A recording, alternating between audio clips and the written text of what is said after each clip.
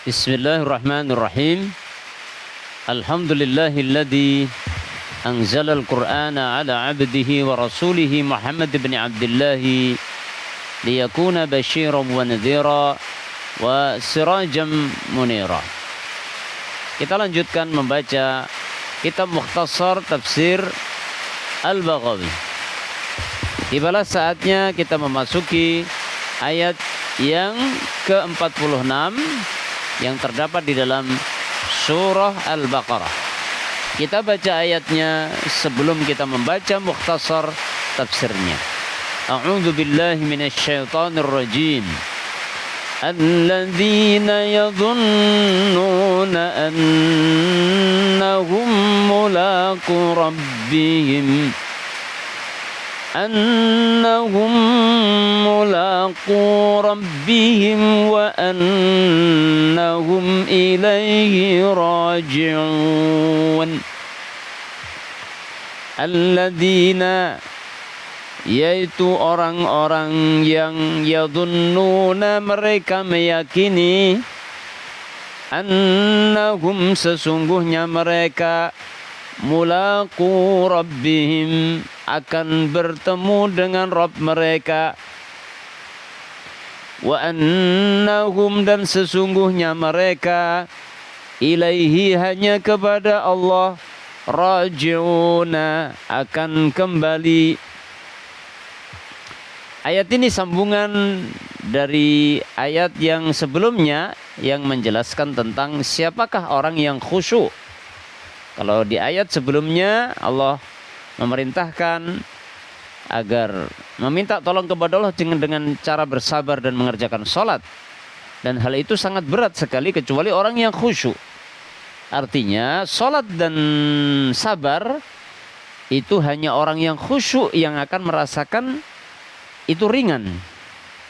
Kalau orang belum mencapai tingkat khusyuk, maka sholat dan sabar itu dua hal yang sangat berat. Lalu dalam ayat berikutnya Allah menjelaskan siapakah orang yang khusyuk? Alladzina yadhunnuna annahum mulaqu rabbihim wa annahum ilaihi raji'un. Orang yang khusyuk adalah orang yang yakin bahwa nanti dirinya akan berjumpa dengan Allah dan yakin bahwasanya mereka hanya akan kembali nanti kepada Allah saja. Mari kita lihat, kita baca mukhtasar tafsirnya. Alladzina yadhunnun, ya, orang-orang yang yadhunnun yastayqinun, artinya orang-orang yang meyakini. Fadhannu minal addadi. Lafadz dzan itu termasuk di antara kata yang berlawanan, kata yang memiliki lawan. Yakunu syakkan wa yakinan. Ya. Jadilah dzan itu adalah keraguan dan keyakinan. Jadi dzan itu perpaduan antara kata yang berlawanan, yaitu keraguan dan keyakinan. Jadi kalau dzan itu secara bahasa artinya ragu dan yakin. Makanya disebut praduga, menyangka kalau dalam terjemahannya.